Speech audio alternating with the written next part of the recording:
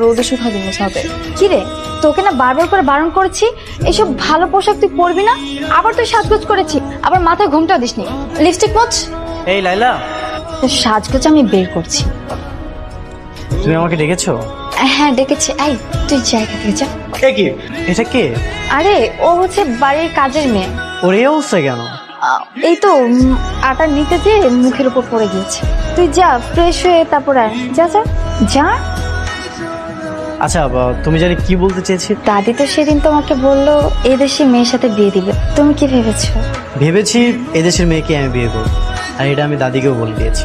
তা তোমার কোনো পছন্দ অপছন্দ আছে? হ্যাঁ আছে। কে সে মেয়ে? সেটা সময় হলে জানতে পারবে। নিশ্চয়ই আমাকে পছন্দ করে। ইস, কবে যে বেচারা মুখ ফুটে বলবে, আর আমি সেদিন খুশিতে আত্মহারা হয়ে যাব। তুমি এসেছো, থ্যাংক ইউ।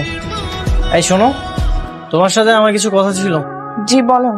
কি ব্যাপার, তুমি ওদিকে ফিরে আসছো কেন? তুমি কি কাউকে মুখ দেখাও না নাকি? না।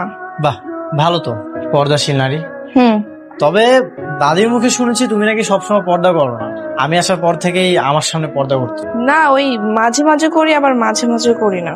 আচ্ছা যাই হোক, আমার কথা সেটা না। কথাটা হচ্ছে তোমার একটা হেল্প লাগবে। কি হেল্প? আসলে এই কথাটা বলতে আমি ভরসা পাচ্ছিলাম, তাই ভাবলাম যে তোমাকে বলি।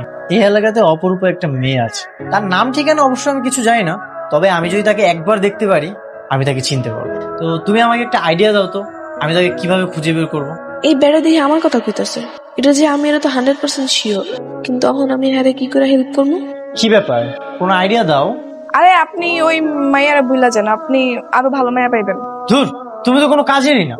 তোমার কাছে আমি ভালো একটা আইডিয়া ছিলাম আর তুমি আমাকে উল্টা কথা বলতেছো। যাও তো, যাও এখান থেকে যাও, তোমার কাছে কোনো কাজই হবে না। ঠিক আছে, তাহলে আপনি খুঁজেন। ভাই, আরে কি বস, আবার ফুলের তোলা লাগবে নাকি? না না, আজ আর ফুলের তোড়া লাগবে না, আজকে তোমার একটা হেল্প লাগবে। জি বলেন। সেদিন যে মেয়েটা তোমার থেকে ফুলের তোড়াগুলো নিয়েছিল,